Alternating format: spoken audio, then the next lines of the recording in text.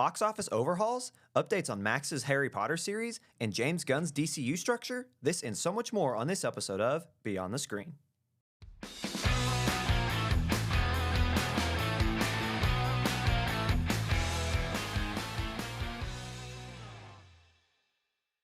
Hello, everybody, and welcome to another episode of Beyond the Screen. I'll be your host today. My name is Ryan Gum, and with me, I am joined, as always, by Jake Holtzclaw. Jake, how have you been today? I'm doing great, man. Sounds like better than you. Yeah, no, for those listening at home, I'm happy you exposed me within 30 seconds of us being on the pod.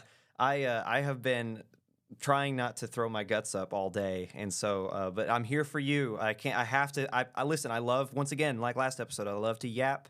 I have to spread the gospel that is cinema news and box office numbers. I couldn't do this without, I couldn't go without doing it, I should say. So here we are. Bear with me, is what I'll say. Bear with me in episode 3 of Beyond the Screen. With that, I think we should just go ahead and hop right into it. And with that out of the way, that awkward little tidbit. Segment 1, as always, box office numbers. Now, if you've been here the last few weeks, you'll know that a couple of films have really kind of monopolized on numbers, and it's no different on the top of the list today.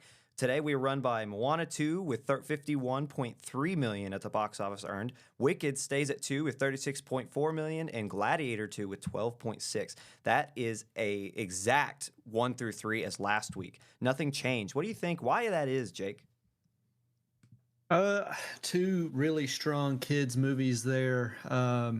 Both like grossing insane amounts. So Moana 2 is grossing almost 300 million, and Wicked is almost grossing 323, or they're at 322 million. And then Gladiator is about half that. So I think like cheat code, kids movies, man. People are able to just take their whole family to them, and I think that helps a lot in terms of just gross. You get like 2 or 3 kids, because I think the nuclear family is still, isn't it like 1.5 or 2.5 kids? So you get the whole family there. That's 4 tickets. And a dog, right? And a dog in the nuclear family. But you're not bringing the dog to the theater. But anyway, yeah. I mean, I've seen it. Oh no. Another thing to add, we need a bulletin list of like things to not do. If you were here last week, you'll know it's 1, don't sing in the movies. Let everyone enjoy it. 2, it's don't take pictures of the movie screen. That is in fact illegal. And 3, don't bring pets. I don't think I have to explain why that's bad. Continue, Jake. I mean, we are the fun police, basically, is what we're saying. You aren't allowed to do anything in these movie theaters. You will sit down and you will stare at this screen. I will be sitting behind you holding your eyes open like in Clockwork Orange when he's watching the little film at the beginning. Yeah. That is me. I'm sitting behind like, you will sit still. Yeah, that is us. We're film snobs, Jake. We have a degree in this. So I feel like we've earned this right. How dare you blink during Wicked? How dare you? Whenever someone disagrees with me on my film take, my first response is, did you go into debt to know about this? Because if the answer is no, sit back down. Sit down. Oh, my gosh. But no, moving on down the list. Oh, sorry, go ahead. We are film majors, far from experts, but we are snobs. I will take my snobby nose. All right. Moving down the list past Gladiator. Moving down the list. Pushpa, The Rule, Part 2. I have never heard of this film. I don't even know who its distributor is. It's AA Films. I don't know who that is. I could not tell you what other films they've done. They seem to be really indie. They come in at number 4, earning $9.3 million in its first week. They topped Red One. Red One sticks around in the top 5, continuing Dwayne Johnson's really impressive streak of 2 films in the top 5 of the box office every week. If those of you who are curious about what Pushpa The Rule Part 2 is, here is the IMDb description. Pushpa struggles to sustain his sandalwood smuggling business in the face of tough opposition from the police. I don't know. So I just looked it up on like Google to see anything I could find out about it, and the budget is in another monetary value that I don't know. I think it's Afghanistan or India. It's crore. Crore. So if that kind of like tells you where this movie might have been made, um, that's probably why we haven't heard of it. Mm. AA Films It's interesting is that a film. See, when I saw it and I read Indian. Sandalwood, it's India. Yes, that was exactly what I was about to say. It seems like Bollywood. Like that was my Yeah. first thought, but I didn't want to just assume. And I think it says a lot that a. And I hope I'm being correct in assuming and just calling it Bollywood. I don't know much about Indian films, so I could be completely wrong with that. But to see a film like Pushpa in its first week top read one, and there's more films on this list that are really intriguing that it didn't like that it still overcame these. So I have never heard of Pushpa, and if you've seen it, let us know in the comments what you think. As we had said earlier, Red One is 5, rounding out the top 10. Let me actually back up a second. Of the top 10 this week, carrying over from last week, half of them are different. Half of what we usually would know going into our third week of the show, those regular hard hitters like Conclave, Anora, Smile 2, Venom 3, they've all dropped out of the top 15 even. They're nowhere near the top 10 anymore. Moving past Red 1 is a familiar face. We see Christopher Nolan's Interstellar, the 2024 re-release for its 10-year anniversary, earning over $4.6 million. IMAX has already gone out on a limb and said, hey, we're going to keep pushing this out to theaters. We're looking to continue this stretch. Jake, why is this a thing? Well, Interstellar has always been one of those like film snob movies. It's gained itself up there with Kubrick and it blanking on me now, but just film snob movies. I think Interstellar is what film professors point people to for different reasons, and to hit top 6 is kind of crazy, but I think people just want to see it. Yeah, I know more than one person, and I'm sure if multiple people I know have this opinion, then it's got to be. That's kind of one of the things I've learned in my lifetime is if you have that opinion, and if other people have that opinion in your circle, more than likely it's more than just you five, right? Interstellar, for a lot of people, is one of the, if not the best films of all time for those who choose to have it in their top 10 or whatever. So the fact that Interstellar is still seen on that high of a level, raising over 4.5 million in 1 week in its re-release, I think it's impressive, and I think it speaks to the staying power of Christopher Nolan. What will happen moving forward in his career? Think about what we look back and we look at Kubrick, right? Scorsese. We look at these guys and we're like, yeah, like substantially these guys are up there. We're always going to go back and rewatch it. You called it film snob movies. Nolan's right there with them, and I think we're watching one of the genuinely best filmmakers of our time at the top of his craft.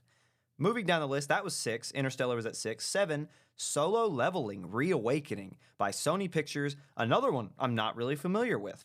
Moving down the line at 8, For King and Country, A Drummer Boy Christmas Live. That is a band that's a Christian, like, I don't even want to call them rock. They're like Christian contemporary alt music. They released a live, like, sort of show movie, like, kind of like imagine what Taylor Swift did last year. I think that was last year. They did something similar. At 8, they made over $2 million. That was by Fathom Events. Moving on, at 9 is Y2K. It's a horror film from A24. I'm pretty sure that stars Rachel Ziegler, we'll talk about a lot later. That one on IMDb, if you're interested in its synopsis. 2 high school nobodies make the decision to crash the last major celebration before the new millennium on New Year's Eve in 1999. The night becomes even crazier than they could have ever dreamed when the clock strikes midnight. Seems like an interesting little horror film. A24 always has a way to kind of win the hearts of everybody at any time of year. Jake, what do you think about the synopsis? This movie. Now I will date myself here. I was born in 2002. I don't even remember Y2K to begin with. A lot of people who like A24 films probably don't either. But not to age range it for A24 because I know a lot of people who like A24. But this movie, I'm a little excited for it because it hopefully captures the fear that I think Y2K kind of had on everybody. I was at work. It wasn't a few days ago. Somebody had asked me about this movie. And then we got in the whole age thing, and it's like, oh yeah, I wasn't even around. And he's like, it was crazy how much of a hold it had on people that it was gonna roll over and the world was gonna end because ones and zeros weren't gonna work on computers anymore. But I don't know. I hope it captures that that fear, and it's something that I look forward to watching when I can get my hands on it.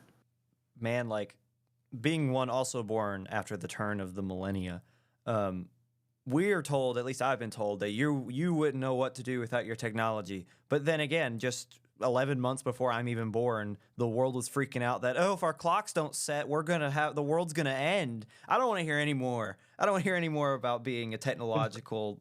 I've heard the term. Have you heard the term technological immigrant? Like people who are born before kind of this, like or during this technological wave, who are learning it versus me and you who are kind of born with it. You know what I'm saying? No, I We have not heard that. I love that phrase though. That captures it almost perfectly. Right. Um, We are technological natives. And so I don't want to hear any more about this. Oh, our clocks won't go right if it turns into 2000. But I'm coming off of my high horse here and being serious. I'm excited. A24 kind of seems to come out and hit a really fun niche. And to be honest, it seems like this film isn't really aimed towards those who like, yes, you have those like you're talking about for those at your work who are like, yeah, like it was a crazy time. But this seems to kind of be like, for us who were born after it, who were like, yeah, that sounds crazy, man. I wish I was there to experience it. This is kind of like a take that audience and that perspective and put a really fun twist as to what if something did go wrong. So I'm excited for it. I like A24 a lot, and we'll go ahead and wrap out our top 10 here. The best Christmas pageant ever is our last film retaining its title in top 10 from last week. That is again from Lionsgate. It earned 1.5 million, a little over that actually. Looking at these like losses per week, now losses that's a percentage point. That doesn't mean any of these films lost money. They all earned money, but from week over to week over, they didn't make as much as last week. Not one film, I should say it like this. The film that did the best in terms of who made closest to what they made last week was Red One at a negative 44.9%. So I just think that this was a week people really weren't in theaters. I mean, I think the hype from the last few weeks kind of killed it for this week. Everyone's kind of seen it. yeah, I can't really say for everybody across the country. I will say this weekend for us was at the very least it was a warmer, I think, weekend, so people could have gotten out a little bit more. But that's just regionally where we are. I don't know about other places, Yeah. which could factor in. I mean, warmer weekends tend to mean people go out and they feel more comfortable doing things and not sitting in a dark room, you Right. know. Um, so, but yeah, to see Red One still be, kind of holding strong, having the lowest loss over the weekend is still a kick in the butt to us because we will crap on this one day in, day out. And Yeah. uh, we seem to still be put in our place every single time. I mean, I don't know how this movie's getting 7 million on how many weeks? Fourth week? Yeah. I think it's right at a month. Yeah, that's crazy. But it's not Christmas yet either. So I could see this movie stick around in the top 10 for the next 2 weeks, maybe.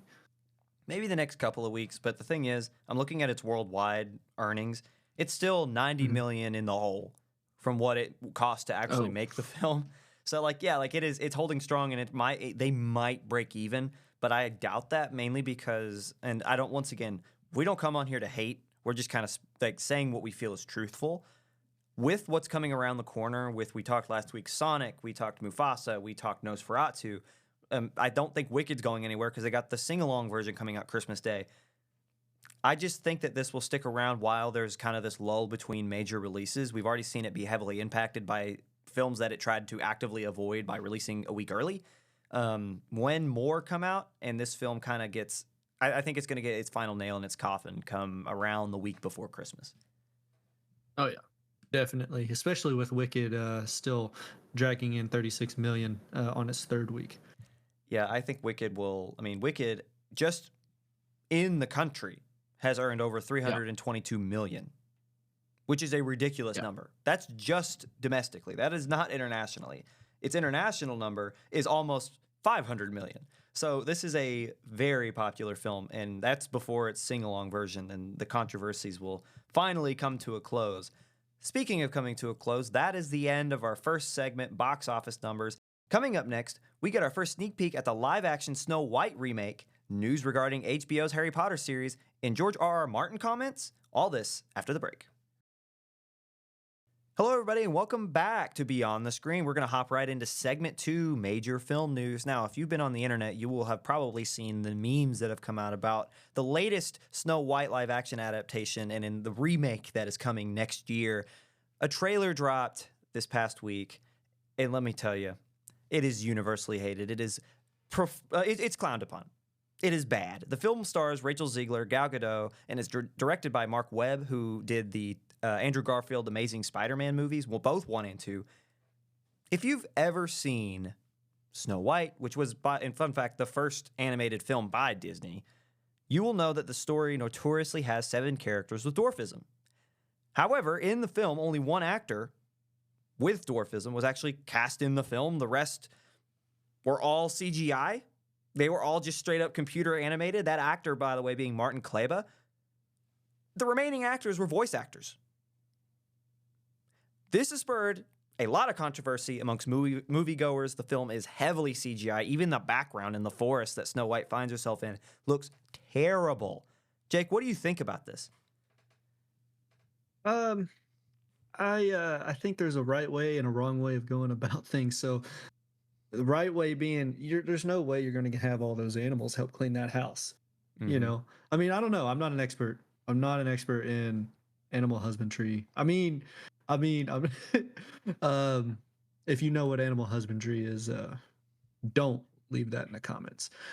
But yeah, using CGI on that for the dwarves, I don't think it's the right move, especially with everybody talking about, oh, Disney's woke, they've gone woke, and even what's her name, Ziegler, you said, or yeah, even her being this role model, or she's trying to change Snow White's story to make it, quotations, more woke, as people put it, and then Disney kind of does the CGI dwarves. Like, come on.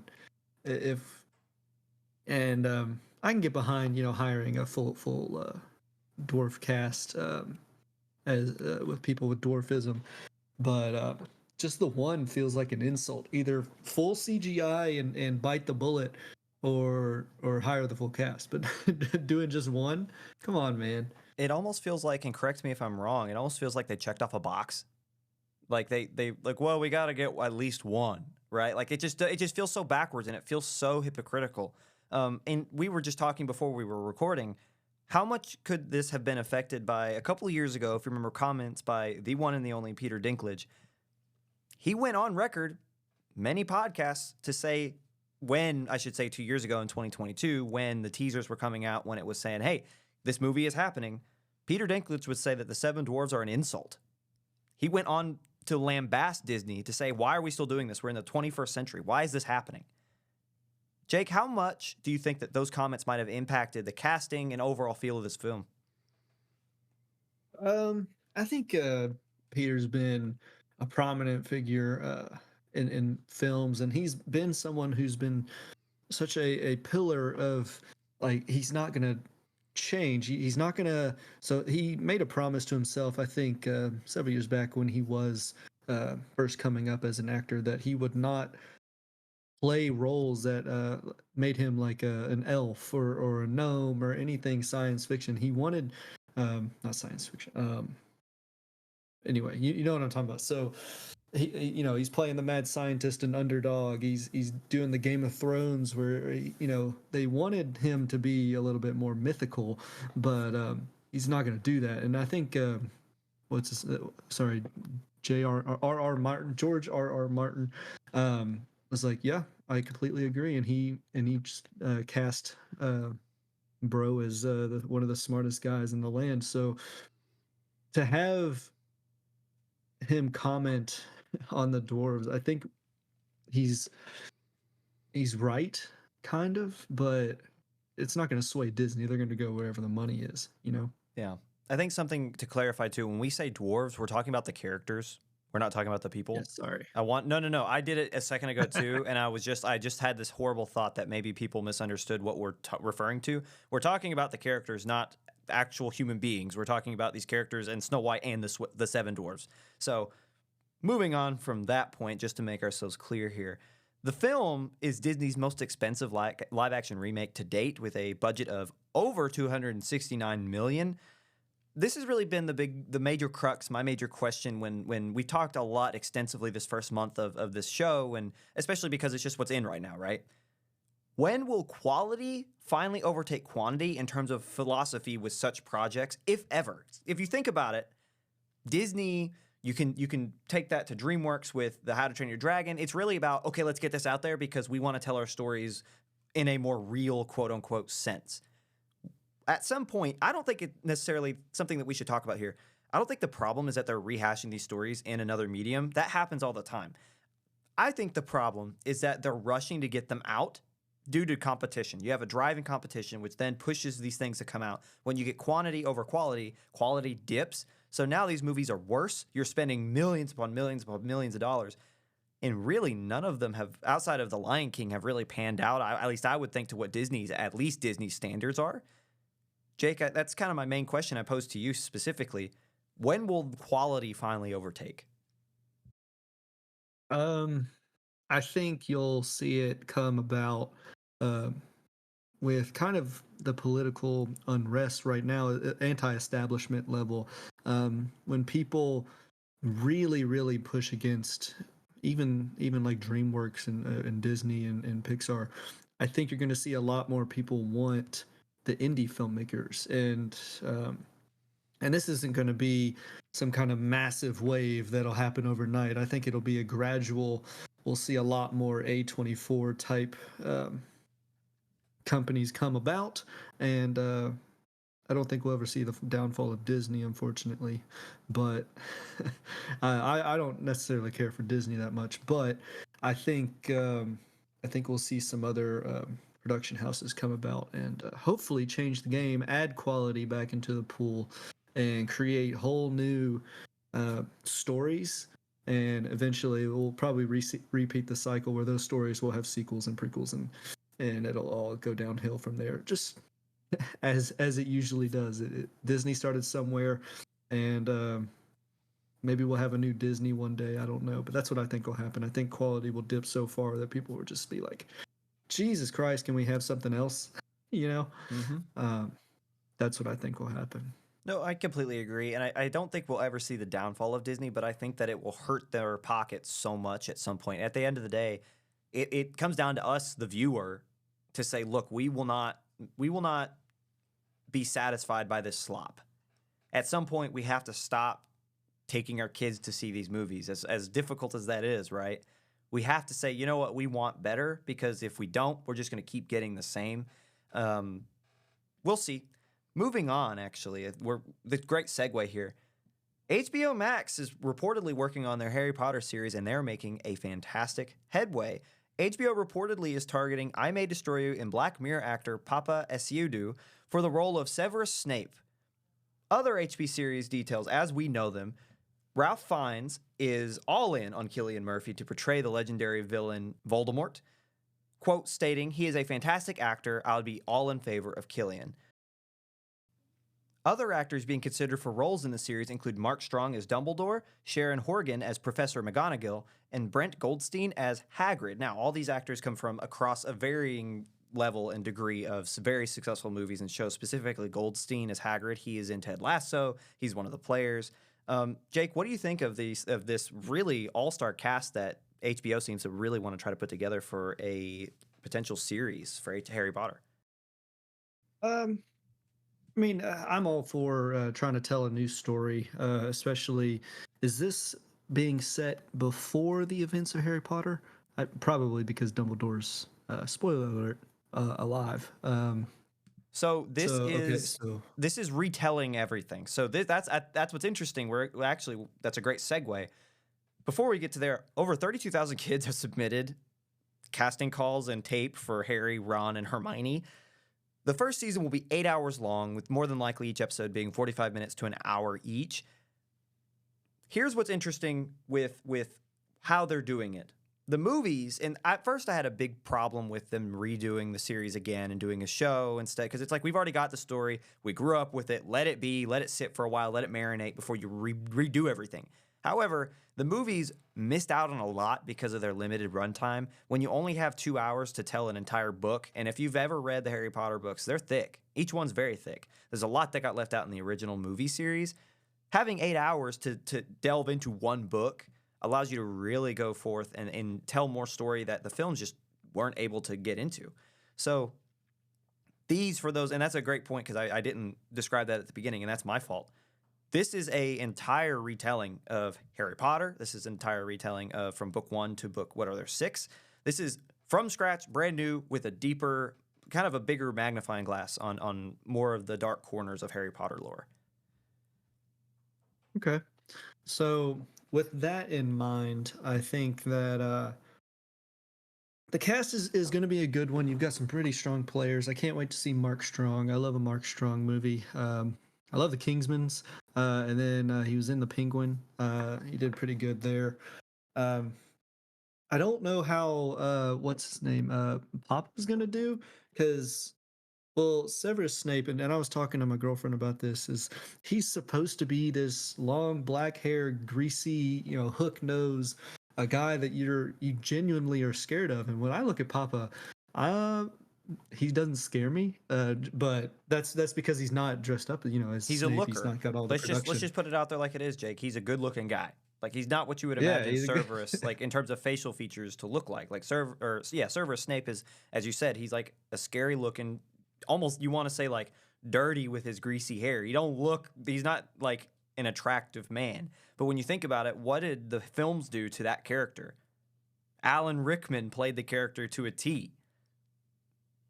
Yeah. No, and even the actor that played Severus in the movies, the young actor, even then it was kind of like because you're supposed to feel bad for him, and he's not as good looking as Harry Potter's dad, even as like when they were growing up and as they grow older, and so you're supposed to get that. When I look at Papa, I'm like, what? He's a good looking fella, like I don't know what.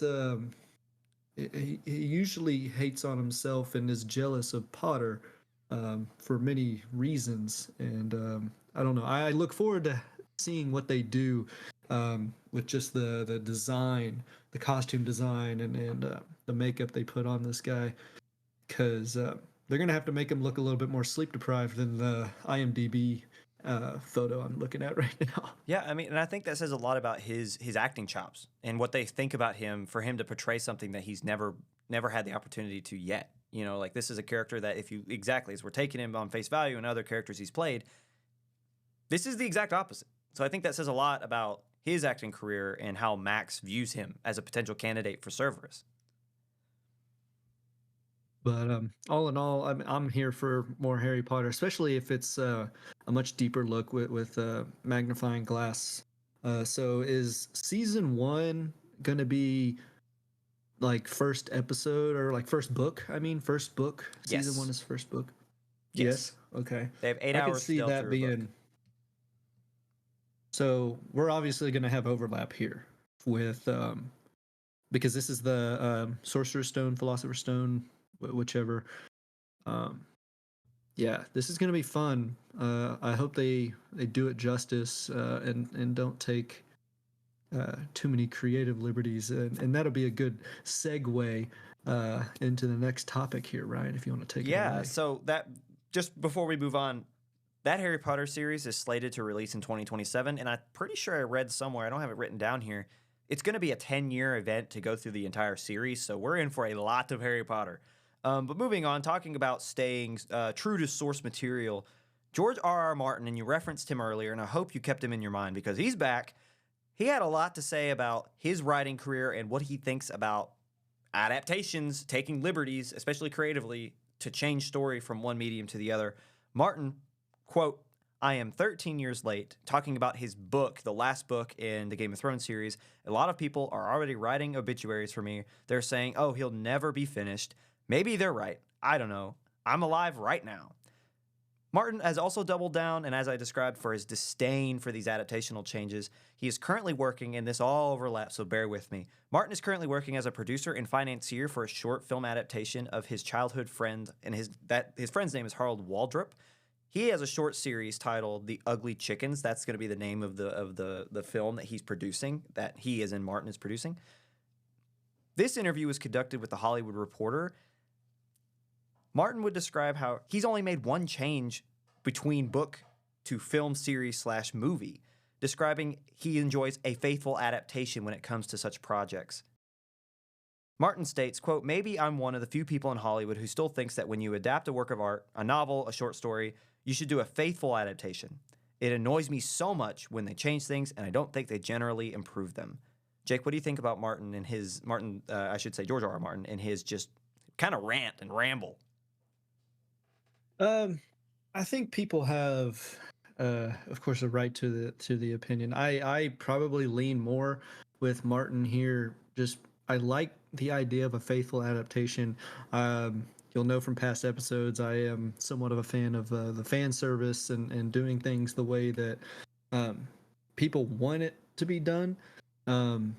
So remaining faithful to source material, even and I'll bring up The Witcher here. Like a lot of people don't like things about The Witcher because it's not necessarily true to the video games were. So I lean on that on the adaptations. Now, are there going to have to be creative liberties? I mean, even with and I'll go back to Harry Potter. Those were books, you know, and going into a movie, things had to be lost. And going into the TV show, I think still things are going to be lost. So, how do you remain faithful? Is it asking the author if they're still alive or doing things like that? I don't know how many people actually really like person who wrote Harry Potter, but you know, how do you remain faithful uh, to something and then try to also tell that story in a new medium? I don't know. I don't know the answer to that, but I do believe staying faithful uh, would be the right route in most cases. I agree. I can agree with trying to stay as faithful as possible, but where I will disagree is that sometimes things just are better conceptualized on written word than they are as actual physical, like visible manifestations of stories. So where I kind of disagree with George is, look, you have this amazing series, even though you haven't finished it yet, with which I have a theory why that's not done yet, but we'll get to that here in just a second. You have to understand that, especially in the realm, this is fantasy, right? Like this is a completely everything we talked about Star Wars last week. How Denis Villeneuve, how he was having a tough time because he was so mad at where Star Wars was in terms of just copy paste every single movie. They have their genre and they stick to it. How he wanted to break that mold, and he, as one of the most creative people on the planet, he couldn't get out of that. I think you have to allow creators to create. If you give a permission slip to adapt your film, or adapt your story, that's the thing. It's called an adaptation. And some things, again, are better conceptualized. I agree with the point. Stay as close to the source material as possible because there's a reason the source material is popular.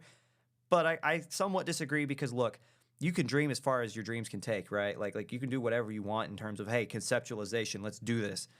However, some things just translate better. And I just don't think that he really appreciates that because at the end of the day, he's an author first. He's a novelist first.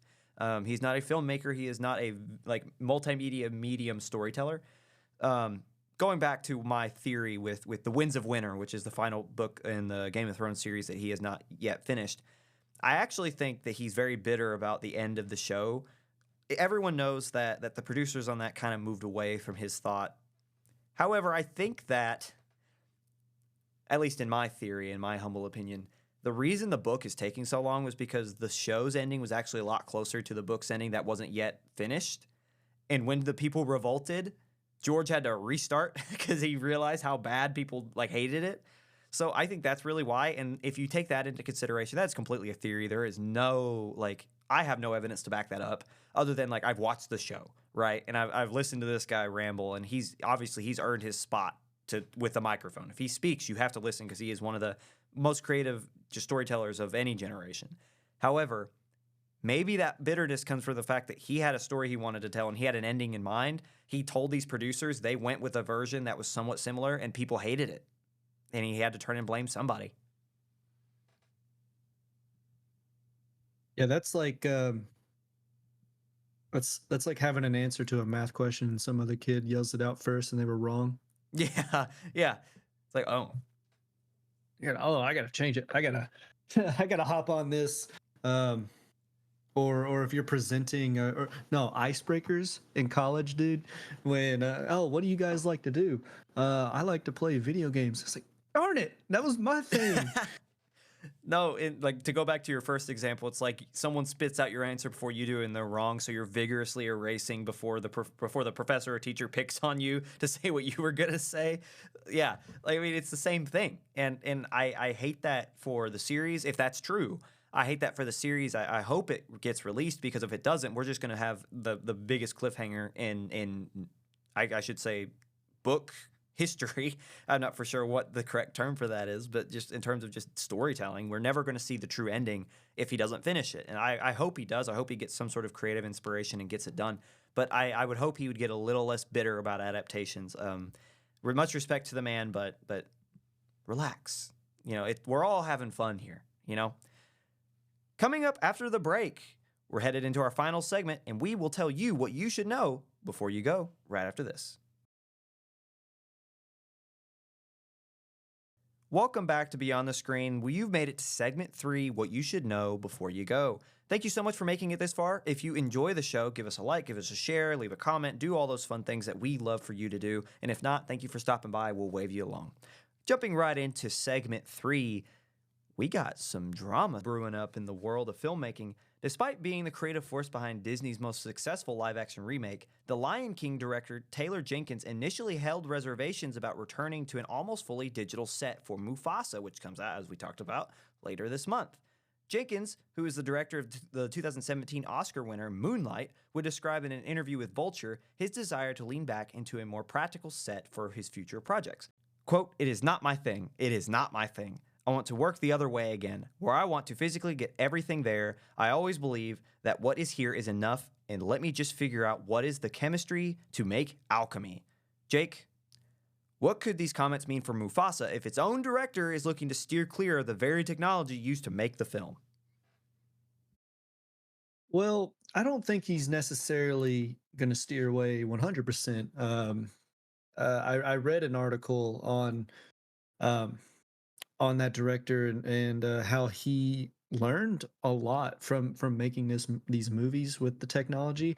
Now, I will always be an advocate as well for the physical creation of things or doing things more physical. So at work and with marketing, we notice that a lot more people just desire that in-person authenticity, and I think that goes both ways for the viewer and for the creator. And so the creator, imagine being in a room and all you're doing is staring at a computer screen of 3D models. Like there's no, there's no connection. There's no physical. I can't tangibly touch the costume. I can't see the lighting because the lighting is all artificial, and so there's no.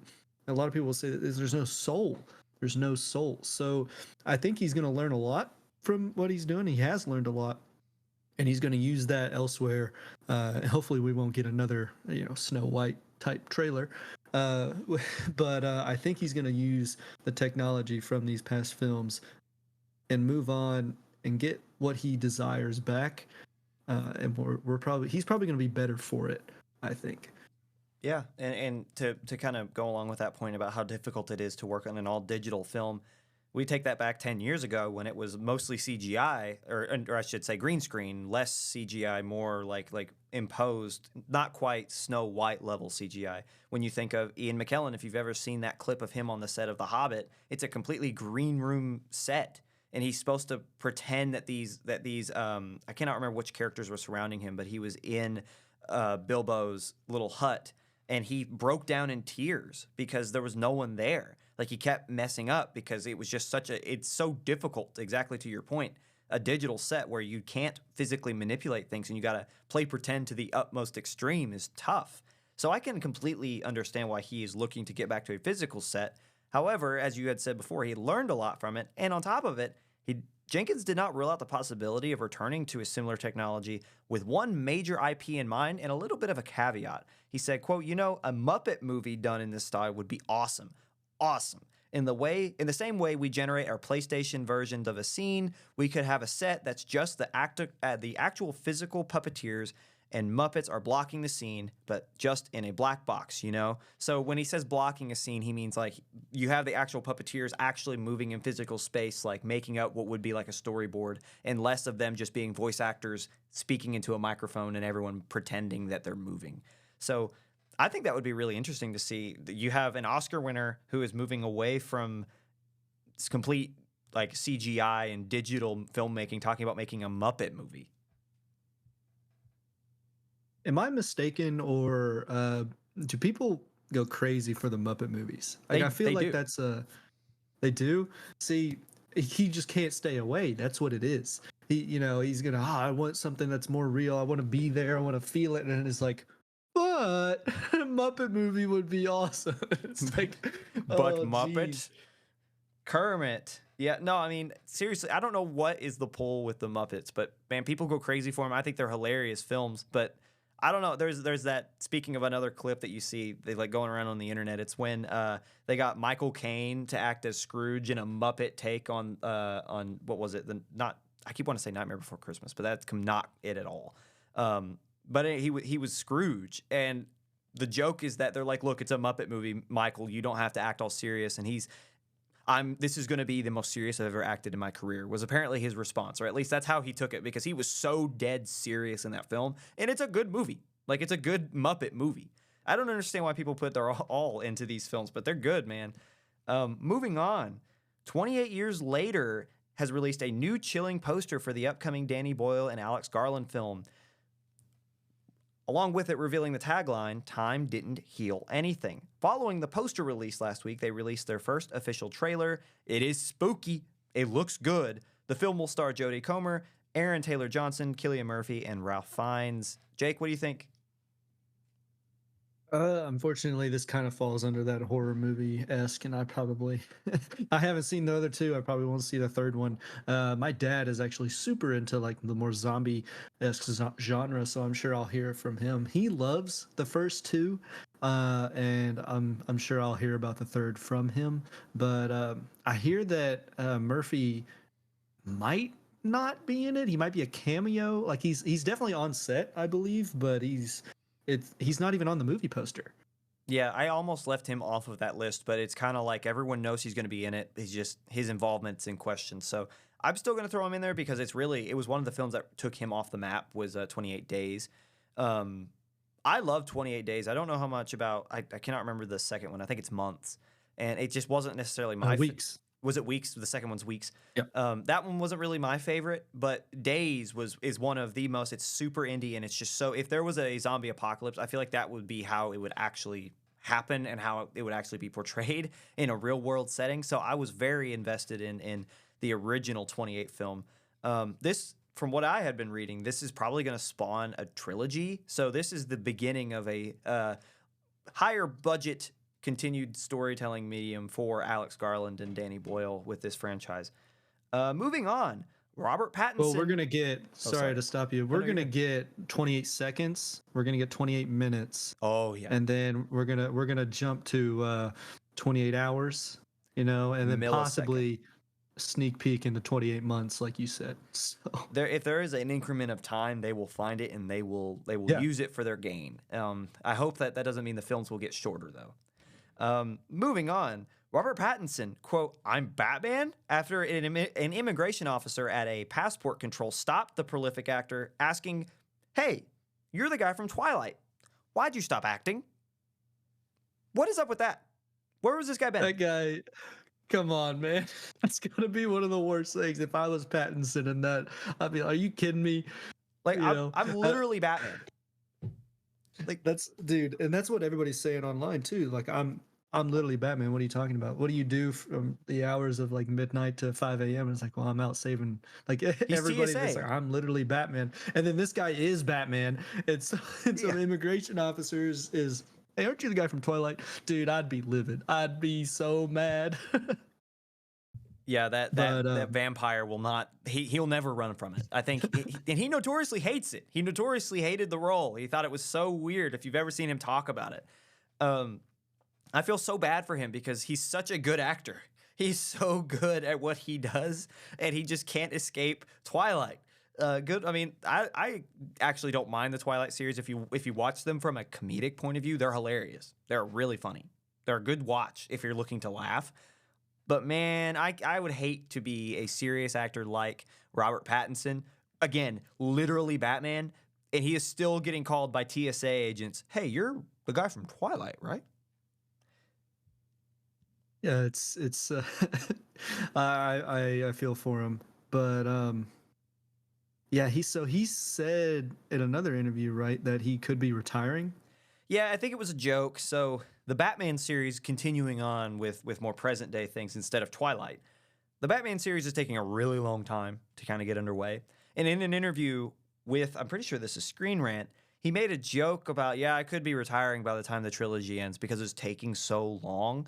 However, a lot of people are worried that this is a more serious take because, I mean, the guy has expressed interest in producing.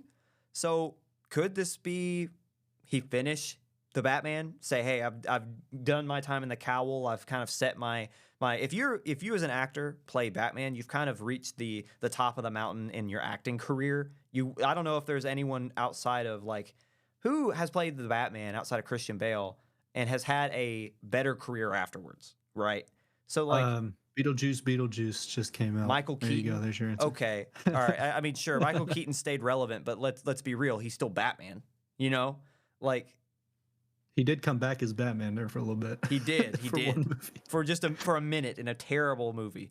But yeah, I think it's an interesting take by a really good actor who I think he would be a fantastic producer / director if he really wanted to go that route. Because if you listen to interviews with him, he is so intelligent. He's a very, very smart guy. So I didn't see anything in my quick search in terms of could he not just be talking about retiring as Batman? I was looking up the ages of all the Batman, and they generally don't make it past, I think it's like 45, definitely not 50. You don't see an actor over 50 playing Batman. Yeah. At least So not and Keaton, you know, obviously probably broke that. not normally. Yeah. But like Affleck, I think in his last movie, he's like 45. So maybe, and this might be a long shot, that Pattinson's actually talking about when the third movie comes out, bro's gonna be 40 something, and it's gonna be time to kind of hang up the cowl and let the young fart do it, you know? So Yeah. maybe that's what he's talking about. Probably not. Well, and for Yeah, if he's him, expressed, do what? no, go ahead. Go ahead. If he's expressed that he wants to produce, that's likely where his passions, you know, will take him, and we'll see him retire in terms of definitely the Batman. He might, you know, come for some roles, but if he wants to produce, I would say all power to him. He's going to be a great one. Yeah. And with that point, that's actually a really good point because you got to remember the Batman, the Matt Reeves films that Pattinson is the star of, they're Elseworld. They're not quite canon in the DCU as James Gunn has dubbed it and as he's moving forward, which is a great segue into our next segment. But final thoughts. If he wanted to just retire after 3 from the character, there's already going to be another one. Yeah, for sure. It's I kind of wish they'd let Batman just kind of mellow out. Can we get like a Martian Manhunter movie or something like that? Batman Beyond? Like, can we get past Bruce? Yes. Dude, I've been seeing so much for the Spider-Verse way of like that movie, but Batman Beyond. I've been seeing so many people on like TikTok and they're like, yes, let's get this going. They're missing out on so much money if they don't do this. And I think it would be the right move and I know it's a Marvel probably thing with Into the Spider-Verse, but Batman Beyond with that would be crazy. No, I know exactly what you're talking about. And so the filmmakers of Into the Spider-Verse made like a teaser for a potential Batman Beyond, exactly what you're saying. But apparently Warner Brothers turned it down. That's the report anyway, that they said no. That's what everybody was saying. It was oh, y'all scared of money then, huh? Yeah. Y'all don't want any. Let's say no to this amazing concept and let's greenlight what was their latest film? Are they doing Minecraft? Is that them? Yeah, probably. I Yeah. think Warner Brothers. Yeah, I'm pretty Hold certain on, that I'll they're look it doing up. the Minecraft movie, and they decided Jack Black in a teal shirt going "I am Steve" was worth more than their Batman Beyond Into the Spider-Verse style of comic book movie, which is really Which I upsetting. mean, their second trailer looked better than their first one, but I'm still skeptical I of it. will not be sold on a Mario. Sorry, I was sold on a Mario movie. I will not be sold on a Minecraft movie. I will not. You can't do it. I He won't. just lied. He Just just lied to everybody. lying through He my was teeth. sold on that Mario movie. I was sold on the Mario movie. I thought it was pretty good, but no, the Minecraft movie, I refuse.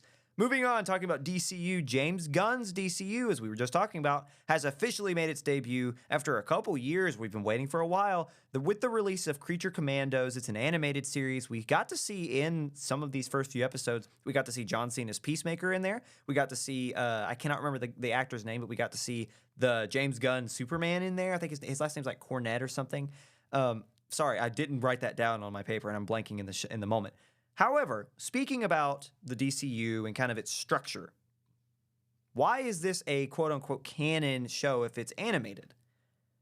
The showrunner has made these comments apparent. This is more like Star Wars.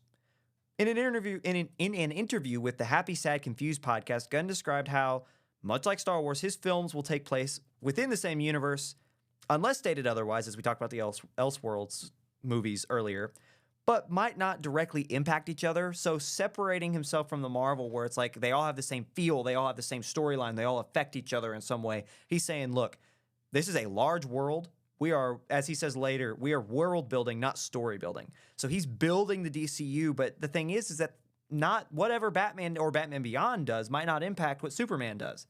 What the Creature Commandos are doing might not impact what a potential Martian Manhunter might be doing, which I think is an interesting take because that allows you to kind of grow and delve into different genres within your story. And yeah, some things might connect. I think in that same interview, he talked about, hey, we will potentially have overlapping villains, but we'll keep that to a minimum. I think that's a really refreshing way of doing this, especially the superhero franchise. We talked about and I think in the first week, actually, how superhero fatigue was real. Tired of it, should have probably stopped after Endgame for a while. This is a way to keep me invested in the superhero genre. If we're gonna get unique takes with similar faces every other year, every year, or something like that. What do you think about that? Well, when Iron Man came out, and then the subsequent Marvel movies, they weren't necessarily tied together either. I mean, Iron Man had his own IP, and then it was gosh, who came out after that? I'm sorry, I'm blanking. Captain America was fairly next in line. They didn't necessarily overlap, other than Daddy Stark, you Right. know. And so this isn't something necessarily new. I'd like to see what James Gunn, does with it, but not tying everything together like we're getting, closer to Endgame. Um, it's not something that is new, but it is definitely going to be a little more refreshing on a viewer's mindset. I think going in, I don't have to worry about, geez, is Batman going to be fighting Superman again? Like, Right. am I going to have to worry about what Aquaman's kissing a fish while somebody else is fighting Amber Heard? Oh Um, God. we're not going to get that anymore. I hope so. No, It's and definitely going to be refreshing, but I'd like to see what James Gunn does with it. to continue on your point and my point from a second ago, it's like every Marvel movie has a similar feel. I just imagine what it's going to be like after this world has been established and the storylines are starting to kind of connect a little bit. Not to the point of Marvel, as we just said. They're all their own unique ways of going about it, just kind of living as neighbors, maybe not so much correlating. But imagine what's going to happen when Superman finally meets Batman. What pop is that going to get, right? Like when Iron Man runs into Captain America, that wasn't necessarily that big of a deal with Marvel, like it was when it originally happened. But like when you got closer to Endgame and stuff, you expected it, right? Like with the new Spider-Man movie, when Doctor Strange showed up in the latest Spider-Man, I should say, it wasn't shocking. Of course, later in that movie, we got Tobey Maguire and Andrew Garfield show up, and that was a little surprising. I mean, I guess if you weren't paying attention to the internet, but like you expected to see at least one other non-title superhero showing up in said title superheroes film. I think this is a great way to kind of reestablish that look. These guys don't really connect, and when they do, it's this monumental moment. So that's why I'm kind of excited for that concept. But yeah, no, I've always been a James Gunn fan. It was kind of they were taking a risk. Warner Brothers and DC were taking a risk when they hired him over from Marvel to run their entire story arc. I I like it. Creature Commandos is good. It's very positively reviewed. People seem to really enjoy it. It's a fun first 2 episodes that are out on Max right now. I like Creature Commandos. Moving on, Scream 7. Now, if you've been paying attention to anything film, especially horror in the realm of scary in this year, you'll know that there was a plan for Scream 7, but that failed. That fell through when stars Jenna Ortega and Melissa Barrera, well, Barrera was fired, and Jenna Ortega left shortly after. A lot was left in the dark, not really sure what was going on with that. The story has been reshaped to fit Neve Campbell's return as the long-standing franchise character of Sidney Scott. It was earlier announced that Gen V's Asa Germain joins the restructured cast. It was also announced in October that the 7th installment will be released in February of 2026. I kind of think we're talking about things that probably have too long of a shelf life, right? We're talking about before Marvel probably needs to take a step back. I would like to see Scream take a breath. They had a lot of really positive last few films. They've had that both. I think both Scream 5 and 6 were good. But now you're losing what you were betting your whole franchise on. I think it's time to take a break. I mean, Neve Campbell will be great. I love Sidney Prescott's character. I don't mean to spoil it. If you watch the last Scream, Dewey died. So it's like, what's going to happen with that love interest? I think it's time to take a breath from the franchise. I hope Scream, I'm a big Scream fan, so I would like to see Scream do, like, just knock it out of the park with their 7th installment. Can't promise it'll be great. Jake, I know you're not a big horror fan, but what do you think about this whole thing going on with Scream 7? I think Scream 7's always been that kind of, to me anyway, more of the funny horror, and I never really got the super bloody, gory, like what am I describing? Like so Saw and the Nun and stuff like that, where it's more. I don't know. There's something about it just feels a little bit more scary to me than like Scream movies were. Now I could be wrong about that because I have not seen all 7 of these, but it could be getting to whether it's it's a level of Fast and Furious. So could we see Scream 12? Eventually. Oh, boy. Where's the stopping point here, guys? Because the butt of the joke is Fast and Furious is. It's like, come on, how much can family really mean, guys? Right. So I think that's. I hope. I don't know what I hope, but Scream 7 might become the new meme. And you're right about that, by the way. So Scream 7 is notoriously meta. The whole point of its creation as a series by Wes Craven was it's a joke. It's meant to make fun of other slashers, so it's very smart with itself. In fact, the majority of the people that you follow as heroes and protagonists are horror film junkies. And when Ghostface shows up, majority of the time they're going through horror film rules about how you would survive a horror film if you were in one while they are in a horror film. That's like the whole joke of the series. So you're completely right. It's not quite as scary. It is. I mean, there are some spooky moments, don't get me wrong. But the whole point is it's meta. It's very silly. It's meant to poke fun at the genre that it's perpetuating. So with that, I think we can go ahead and move on. We've only got one more piece of news, but I look forward to Scream 7 just to see what they do with this restructuring and restory, but I'm worried about it.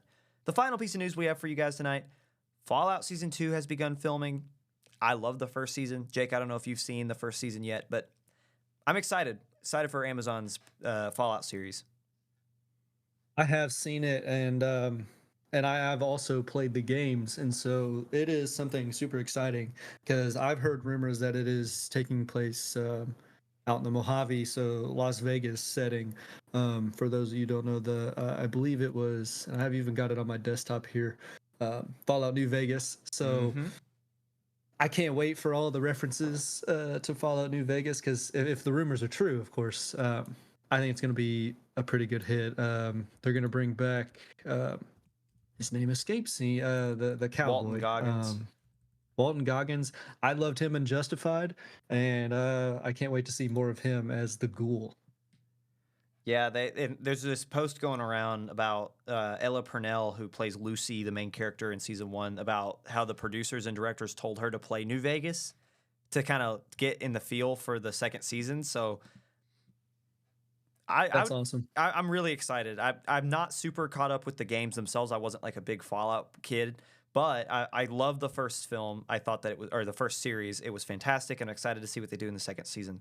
And that's all. That's for our show. Jake, any final comments? Anything you want to bring up before we go? I'll tie it back to our very first segment here because you so rudely bulldozed through some of the one box office thing that I was actually very surprised was the Solo Leveling Reawakened. I didn't even know an anime could be top 10. So that is a pretty good one. I think that came out, at least the series came out this year, and I watched it. It's pretty good if you're an anime fan. Not to oust myself as someone who doesn't shower. I'm kidding, but so I was very surprised to see that that had made top seven and what is it, about $2.5 million. You have anything to say about that, Ryan? You gonna make fun of me Jake, for watching that's anime? why we're never gonna have a live show because the audience won't want to be near you, man. They Yeah, smell you too much. It's gonna be terrifying for through our the audience. camera. I'm gonna be sitting across this long table with a mic, and the audience is gonna be around, and they're gonna be like, "Step back, everybody, step back," because Jake Yeah, Holtzclaw's in the room. what is this? What does this show become? You know, like, we're just gonna be a bunch of nerds, D&D talk, anime. Yeah, all right. No, No, but but in all seriousness, I do love like I'm wouldn't say I'm as much of a as an anime fan as you. I've not seen this series, but I do enjoy the genre. I think it's a very it takes a lot of talent to portray the characters that I've seen in the shows that I've seen. So um, I'm excited to. This has given me something to watch. Is really my kind of my takeaways. I'm excited to see go through the series and then go watch the movie. yeah, and I've seen a like kind of a, it's not a resurgence because I don't know if it's ever surged before, but a surge in people who the more accepting of anime. So like Chainsaw Man was something that came out recently, Everywhere. and people loved that.